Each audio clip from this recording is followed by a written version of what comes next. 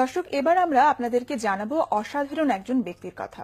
মাসে তার আয় 40,000 টাকা। লাখ লাখ টাকা ব্যয় করে বোনদের বিয়ে দিয়েছেন। মাসে অন্তত একবার বিদেশে যান।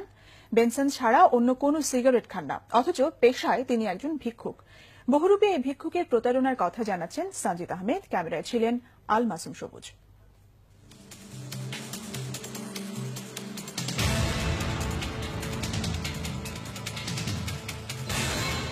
রাজধানীর রাজপথে কখনো তাকে দেখা যায় বিকলাঙ্গের মতো হাঁটুতে ভর দিয়ে হাঁটে। লক্ষ্য একটি, মানুষের সহানুভূতি অর্জন। আসলে এ সবই কিন্তু প্রতারণার অংশ। এর কোনোটিই তার প্রকৃত চেহারা নয়। কেন এই পথ বেছে নিলেন রাজু নামের এই ছেলেটি? কিভাবে অর্জন করলেন মানুষ ঠকানোর এই দক্ষতা?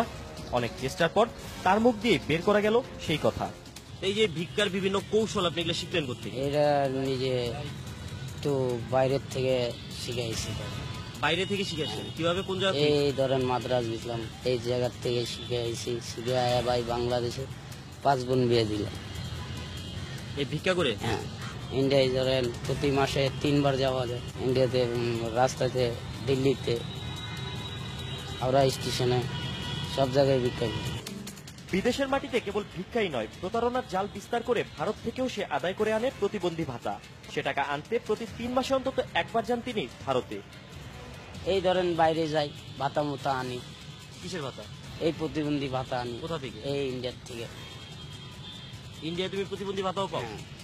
তোমার তো এখানে কোনো কাগজ কলমে নামই নাই, তুমি নাম ওই জায়গায় নাম আছে। ওখানে নাম আছে? হ্যাঁ, ওই জায়গায় প্রতিবন্ধী। ইন্ডিয়া থেকে কত টাকা পাও? ইন্ডিয়ার থেকে যেটা পাই ওটা বোন খরচ হয়ে যায়, মা খরচ হয়ে যায়। বোনের খরচ পার খরচ হয়ে যায়। ওইটা থেকে পাই 20,000 টাকা। প্রতারণা হলেও এই পথে অর্জন কিন্তু তার একেবারে কম নয়, বরং অনেকের জন্য তার রীতিমতো ঈর্ষণীয়। ইনকাম হয় কেমন তোমার? ইনকাম ভালো হয় ভাই, 30-40 পাই। মানে 30,000-40,000 টাকা পাই প্রতি মাসে ইনকাম পাই। রাজুর বাড়ি বগুড়ায়। প্রতিবন্ধী সেজে বিএনপির সিনিয়র ভাইস চেয়ারম্যান তারেক রহমানের চোখে পর্যন্ত ধুলা দিয়েছেন। আদায় করেছেন চিকিৎসা ভাতা সহ বগুড়ায় 50% জমি।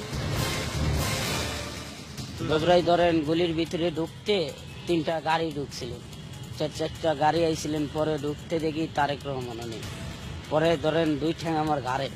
পরে আমি ওনার পা চেপটে ধরছিলাম। পরে আমাকে ঝটকা মারে। পরে দেখি কোনো ঠ্যাং ছুটাইতে পারেনি। পরে দেখেছি ঠ্যাঙ্গের লগে ঝুলে আছি। পরে উনি আমাকে চিকিৎসায় পাঠায়। পরে উনি আমাকে আয়া চিকিৎসার থেকে আয়া পরে 50 শতক জায়গা দিছিলেন, এক বুড়িরে দিছিলেন 10 শতক দিয়ে। পরে সব আওয়ামী লীগের মান্নান লয়ে গেছে। তো তোমার কিভাবে, তোমার কাছে জায়গা নিল কেমনে? হে ধরেন মেলা কিল গেটটি বোন আটকে দিছিলেন। বোনদের আটকে দিছে? হ্যাঁ, পরে যাই বোনদের আটকে দলিল নিয়ে গেছিল তোমার থেকে? না না, তাহলে কিভাবে? সে বলছিল, হুমকি দিছিলেন। এই হুমকিতে পরে আমি দিয়ে দিচ্ছি। কি কি কৌশলে চলে ভিক্ষাবৃত্তি? কত ভাবে ভাঙতে পারেন নিজের শরীরকে?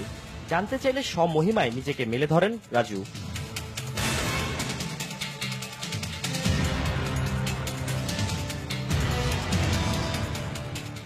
গত 8 বছর ধরে দেশ বিদেশে চলছে রাজুর এই প্রতারণা ভিত্তিক ভিক্ষাবৃত্তি। তার মতে এরকম আরো অনেক ভিক্ষুক বেশি প্রতারক রয়েছে দেশ জুড়ে। সানজিদ আহমেদ, বাংলা ভিশন, ঢাকা।